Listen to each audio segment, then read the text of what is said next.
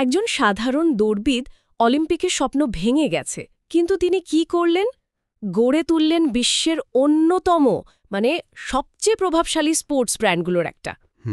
আজ আমরা feel নাইটের Nike তৈরি সেই অবিশ্বাস্য যাত্রার গভীরে যাব। আমাদের হাতে একটা সোর্স আছে, ফিল নাইটের নাইকি যাত্রা, অধ্যবসায় ও সাফল্যের গল্প। হ্যাঁ, এটা ধরে এগোবো। শুরুটা কিভাবে হয়েছিল ভাবুন, মাত্র $1200 আর একটা আইডিয়া। হ্যাঁ, আর আইডিয়াটাও 60-এর দশকের জন্য বেশ সাহসী ছিল বলতে হবে। স্ট্যানফোর্ডে এমবিএ করার সময় ফিল নাইট বুঝতে পারলেন যে আমেরিকার বাজারে দামি জার্মান জুতো তো আছেই, হ্যাঁ হ্যাঁ, কিন্তু জাপানের তৈরি সস্তা অথচ ভালো মানের জুতো, এটার একটা বিরাট সম্ভাবনা আছে। আচ্ছা। আর এটা কিন্তু শুধু বই পড়ে পাওয়া জ্ঞান না, নিজের দৌড়বিদ জীবনের অভিজ্ঞতাও ছিল এর পেছনে। ঠিক, নিজে তো রানার ছিলেন, তাই জুতোর গুরুত্বটা একদম ভেতর থেকে বুঝতেন। কিন্তু আইডিয়াটা শুধু মাথায় রাখেননি, নিজের পুরনো কোচ বিল বাওয়ারম্যানকে সাথে নিলেন। এই পার্টনারশিপটা কতটা জরুরি ছিল? ও খুবই গুরুত্বপূর্ণ। দেখুন, বাওয়ারম্যান ছিলেন জুতোর ডিজাইন, পারফরমেন্স এসব নিয়ে একেবারে খুঁতখুঁতে টাইপের, আর নাইট ছিলেন বিজনেসের দিকটা দেখতে পাকা। তো এই জুটিটাই কিন্তু আসল কাজটা করেছে। 1964 সালে শুরু হলো blue ribbon sports. Blue ribbon sports? হ্যাঁ, ভাবুন একবার, শুরুর দিকে ওরা নিজেদের গাড়ির ট্রাঙ্ক থেকে জাপানি অনিৎসুকা টাইগার জুতো বিক্রি করত।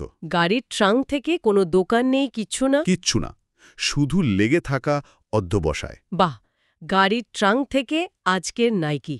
আচ্ছা, তাহলে ব্লু রিবন থেকে নাইকি নামটা কিভাবে এলো? জাপানি জুতো তো বিক্রি হচ্ছিলই। হ্যাঁ, চলছিল, কিন্তু একটা সময় অনিৎসুকার সাথে সম্পর্কটা খারাপ হয়ে যায়, বেশ তিক্ততা তৈরি হয়। ও আচ্ছা। তখনই ওরা নিজেদের ব্র্যান্ড বানানোর সিদ্ধান্ত নেয়। এটা ছিল 71 সালের ঘটনা।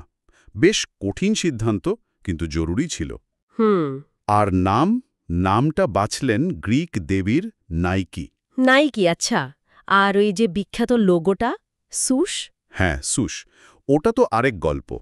এক গ্রাফিক্স ডিজাইন ছাত্রীকে দিয়ে করানো, মাত্র $35। মাত্র $35? ভাবা যায়? হ্যাঁ, আজকের দিনে দাঁড়িয়ে এটা বিশ্বাস করা কঠিন আর কি। $1 বিলিয়ন ব্র্যান্ডের আইকনিক লোগো, শুরুটা দেখুন। এখানেই আসলে ব্র্যান্ডিংয়ের শক্তিটা বোঝা যায়। খুব সাধারণ শুরু, কিন্তু কত শক্তিশালী। সত্যিই অসাধারণ। আর ওই একই সময়েই তো বাওয়ারম্যানের সেই বিখ্যাত ওয়াফল সোলের আবিষ্কার। ওটা কি ছিল? হ্যাঁ হ্যাঁ, ওয়াফল সোল। ওটা ছিল একটা গেম চেঞ্জার বলতে পারেন। বাওয়ারম্যান একদিন কি করলেন, নিজের স্ত্রীর ওয়াফল বানানোর মেশিনটা নিলেন। Waffle iron? হ্যাঁ, ওটা দিয়েই রাবারের সোল তৈরির চেষ্টা করলেন। আর ফলাফল একটা দারুণ হালকা, টেকসই আর গ্রিপও চমৎকার এমন একটা সোল তৈরি হলো। বাহ! এটা দৌড়বিদদের পারফরমেন্সে বিরাট প্রভাব ফেলেছিল। এটাই ছিল নাইকির প্রথম বড় ইনোভেশন, যা ওদের অন্যদের থেকে আলাদা করে দেয়। তার একদিকে যেমন নতুনত্ব আনা পণ্যে, ঠিক, অন্যদিকে ব্র্যান্ড পরিচিতি তৈরি করা। এই দুটোই কি নাইকি সাফল্যের মূল কারণ? একদম। তবে শুধু লোগো বা ভালো প্রোডাক্ট হলেই তো হয় না। নাইকিকে শুধু একটা জুতো কোম্পানি থেকে একটা জীবন দর্শনের জায়গায় নিয়ে যাওয়ার পেছনে আসল ভূমিকা ছিল মার্কেটিংয়ের। মার্কেটিং? হ্যাঁ, যেমন? বিশেষ করে 1888 সালের সেই ক্যাম্পেইনটা, জাস্ট ডু ইট। ও হ্যাঁ, জাস্ট ডু ইট। ওই স্লোগানটা তো আইকনিক। ওটা কিভাবে এত প্রভাব ফেলল? দেখুন, কারণটা হলো, ওটা শুধু বলেনি যে জুতো কেনো। আচ্ছা। ওটা বলেছিল ভেতরের ইচ্ছা শক্তিকে জাগানোর কথা, যে কোনো চ্যালেঞ্জ নেওয়ার সাহস জোগানোর কথা, দ্বিধা ঝেড়ে ফেলে শুরু করার কথা। এটা একদম সাধারণ মানুষের মনের ভেতরের কথার সাথে মিলে গিয়েছিল। সে অ্যাথলিট হোক বা না হোক, নাইকি তখন শুধু প্রোডাক্ট বিক্রি করছিল না, ওরা একটা ইন্সপিরেশন বিক্রি করছিল। আর এই দর্শনটাই কি ওদের বিভিন্ন খেলার জগতে এত সহজে ঢুকতে সাহায্য করেছে? যেমন ধরুন মাইকেল জর্ডানের সাথে চুক্তি, ওটা তো একটা মাইল ফলক ছিল। অবশ্যই। এর জর্ডন তো শুধু একটা জুতো ছিল না, ওটা একটা কালচারাল সিম্বল হয়ে গিয়েছিল। ঠিক। এরপর Serena Williams, Tiger Woods, LeBron James, সেরাদের সাথে যুক্ত হতে হতে নাইকি মানেই যেন শ্রেষ্ঠত্ব। আজ ওরা 190টারও বেশি দেশে ব্যবসা করে, প্রতি সেকেন্ডে প্রায় 300 জোড়া জুতো বিক্রি হয়, আর বার্ষিক আয় $40 বিলিয়নেরও বেশি।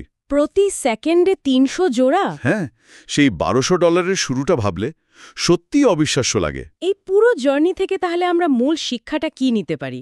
সোর্সগুলো যা বলছে, ব্যর্থতাও কিন্তু এখানে একটা বড় ভূমিকা রেখেছে, তাই না? হ্যাঁ, অবশ্যই।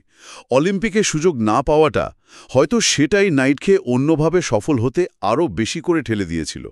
মানে ব্যর্থতা থেকে শেখা, বাজারের সুযোগটা বুঝতে পারা, হ্যাঁ। সঠিক পার্টনার খুঁজে নেওয়া, পণ্যের নতুনত্ব আনা, আর অবশ্যই শক্তিশালী ব্র্যান্ডিং আর মার্কেটিং, এগুলোর মাধ্যমে একটা আলাদা পরিচয় তৈরি করা। আর ধৈর্য ধরাটাও তো জরুরি ছিল, তাই না? একদম।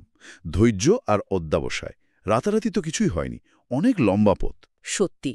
ফিল নাইটের গল্পটা শুনলে মনে হয় নিজের সীমাবদ্ধতাগুলো জেনেও বড় স্বপ্ন দেখতে ভয় পাওয়া উচিত না।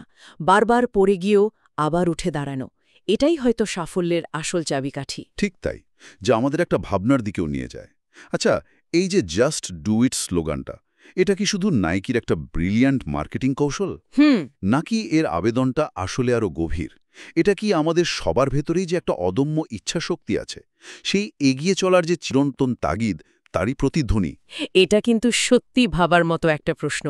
নিজের কমতিগুলো জেনেও ঝাঁপিয়ে পড়ার সাহস হয়তো এখানেই নাইকির সাফল্যের রহস্যটা লুকিয়ে আছে, আর আমাদের নিজেদের জীবনেরও একটা বড় শিক্ষা।